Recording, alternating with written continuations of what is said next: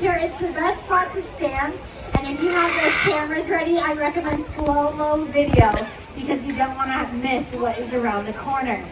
Now these two species right here, this is a Scarlet Macaw with the yellow and a green-winged macaw with the green, but a lot of macaw species are facing a lot of challenges out in the wild, unfortunately due to habitat loss and deforestation. Now we do work with a bunch of different species. One in particular is called the blue-throated macaw, and they are a critically endangered species. There's actually less of them out in the wild than there are people right here in this area. So there's less than 300 remaining in the forests of Bolivia. But luckily, we have partnered with an amazing organization called the World Parrot Trust.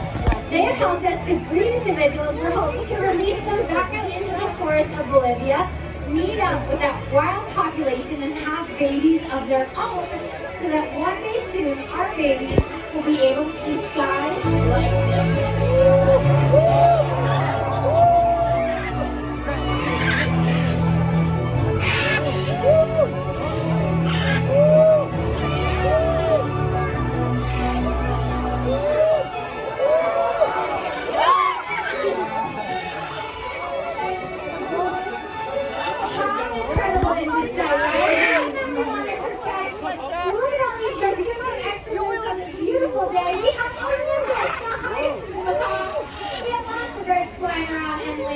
Feel free to take your photo because these birds are headed on home. Very short, and we can start that loud macaw voice once again.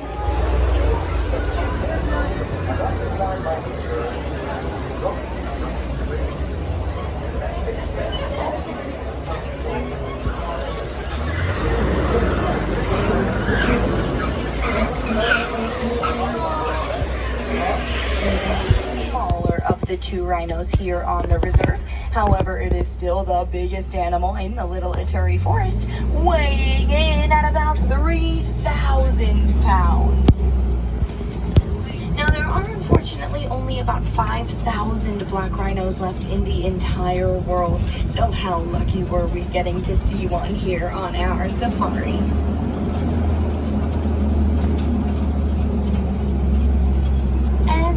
Out there on the left-hand side, that is a pair of saddle-billed storks.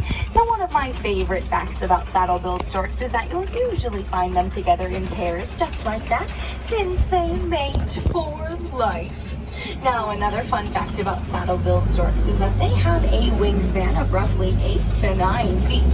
So for reference, that's about as wide as the canopy on this truck. Hippopotamus kind of in the back corner on the right. Now for my friends on the left, hopefully we'll see a couple more down the river a little bit. But as we can see, Nile hippos enjoy spending time in the water, especially on hot and sunny days like this one. And Nile hippos can actually sleep under the water as well. They're able to hold their breath for about 8 minutes at a time. So Nile hippos can weigh up to 5,500 pounds. So it makes sense as to why a group of Nile hippos is called a bloat. Now when people see Nile hippopotamuses moving underneath the water, a lot of people think that they are swimming.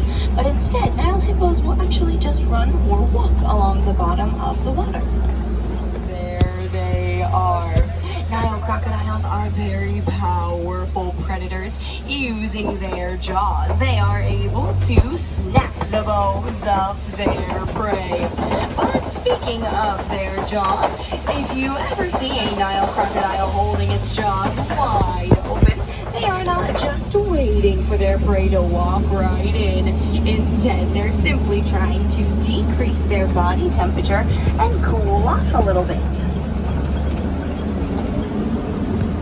But it's dogs, and that's because of the beautiful painted patterns that they have on their coats.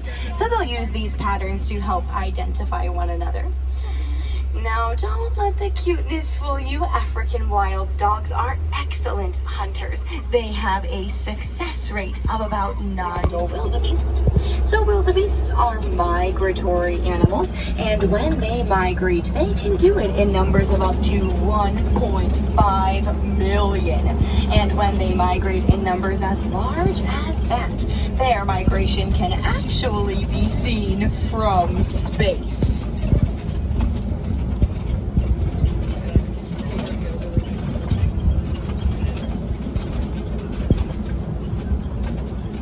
And since wildebeest rely on their migration, baby wildebeest are actually able to run within 15 minutes after being born.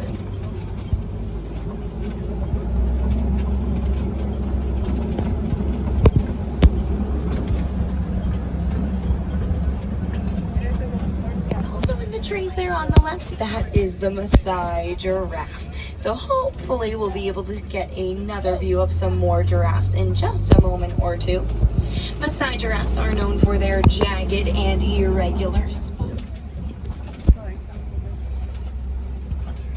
Maasai giraffes can grow to be up to 20 feet tall, and the females do give birth standing up. So the first thing that baby giraffe is going to experience is a 6-foot drop into the world. But not to worry, this drop actually serves as a way to jumpstart the baby giraffe's heart. And then if you look out on the right-hand side, you might just catch a little glimpse of that Hartman's Mountain zebra. So just like Maasai giraffes have a unique spot pattern, zebras have a unique stripe pattern. And a group of zebra is called a dazzle. Of the African elephant. That appears to be a male since it is there on its own. Male elephants will live a more solitary lifestyle, whereas females will live in herds or groups together and raise the young. Weighing in at about 3 years old. Now if you look, you can just see those African elephants out there to the left flapping their ears back and forth a little bit.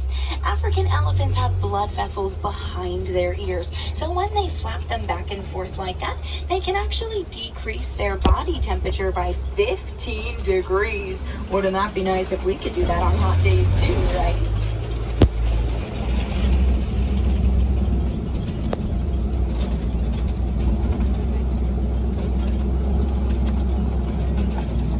African elephants can also be identified by the shape of their ears.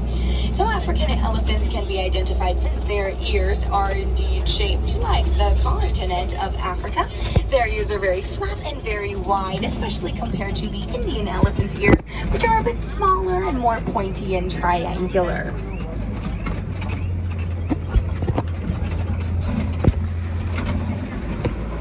But coming up on the left-hand side, you know them, you love them. They are the greater flamingos. So we know that flamingos are pink, right? Well, when they're born, they're actually a light grayish color. So you can put my knowledge to the test here, since out there on the left-hand side, there are a couple of baby flamingos toward the edge of the island. If you see those little light gray fluff balls, those are the baby flamingos, also called flaminglets. So those flaminglets won't get that infamous pink coloration until they grow a little older and consume brine shrimp.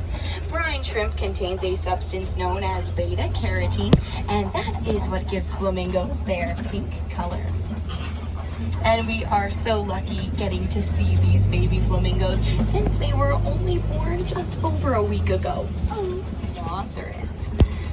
So white rhinos, they can weigh up to 5,000 pounds, but despite their size, they can still charge at top speeds of 35 miles per hour, which is perhaps why a group of white rhinos is called a crash. And white rhinos, they get their name from the Afrikaans word vite, which actually means wide, and that's in reference to the shape of their jaw. And then if you look to the left, if you see that little white rhino laying down there, that's one of the youngest white rhinos currently on the reserve. So there were two laying down there. The cheetah is the fastest animal on the savannah. From a standing position, they can reach top speeds of 60 to 70 miles per hour in just 3 seconds. And when they reach these top speeds, they'll use their tail like a rudder on the back of a boat in order to help them maintain their balance and to control their steering. And cheetahs are actually the only cats on the savannah that purr.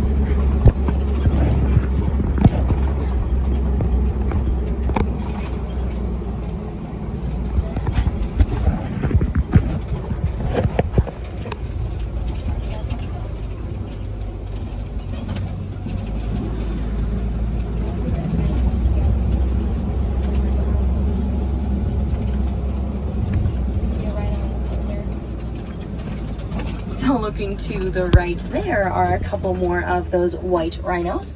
Now also laying down there on the right hand side, that is the Bontabak. So at one point there were only 17 Bontabaks left in the entire world. Now luckily a farmer decided to put a fence around those 17, and since Bontabak cannot jump, that farmer single-handedly saved the Bontabak species. So it just goes to show you that it only takes one person to make a difference for these animals. And if you would like to be that one person, you can always make a donation to the Disney Conservation Fund at any merchandise location. Not only do they give you a beautiful pin, but Disney also matches these donations dollar for dollar. But of course, donating is not the only way to help. Even just taking a safari and learning a bit more about these animals was a great first step. Logan by the look of her horn. So that is the youngest white rhino currently on the reserve. Logan Paul. Her name, she gets it from a nod to her parents' names, which is Lola and Dugan. But now let's go see if we can get a better look at these ostriches. So it looks like there is one on the left and two on the right. The ostrich is the largest bird in the world. Although they can't fly, they can reach top speeds up 40 miles per hour. So when they run, they'll fan those beautiful wings out in order to achieve that top speed.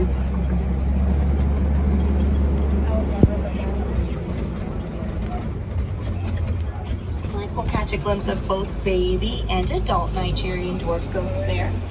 So the adults that you see, they are fully grown. That is as big as those Nigerian dwarf goats will get. So although they are relatively small in size, Nigerian dwarf goats still make a big contribution to the reserve since they provide the reserve with milk and cheese. But with those adorable Nigerian dwarf goats, that does mean that our adventure together is coming to an end. I hope you had a wonderful 2 weeks out there. I know that I sure did. But there is still one more thing for you to explore, and that is how these animals made you feel. Did they make you smile? Did they make you laugh? Did the animals or their facts make you gasp in amazement?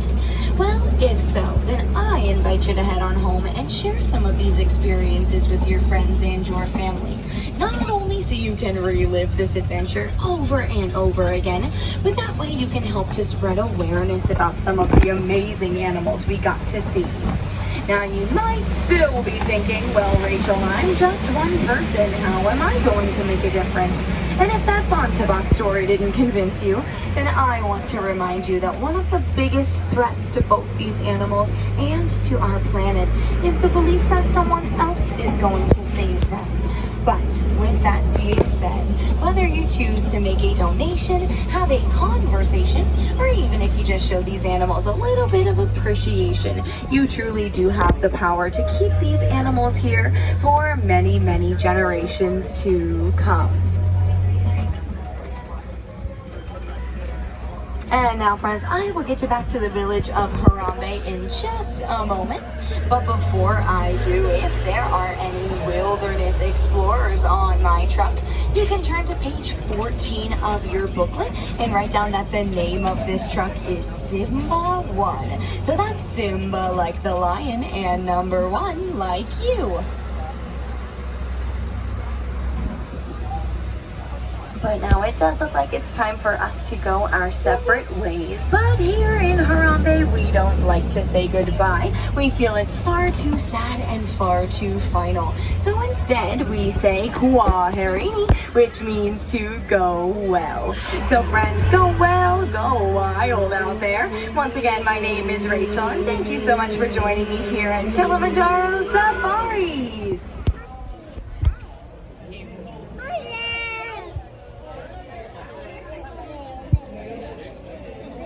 Fun with animals, because then we just pull up and just be like, well, look at it. What do you think it is? And then you think for a while. There's a squirrel over there too.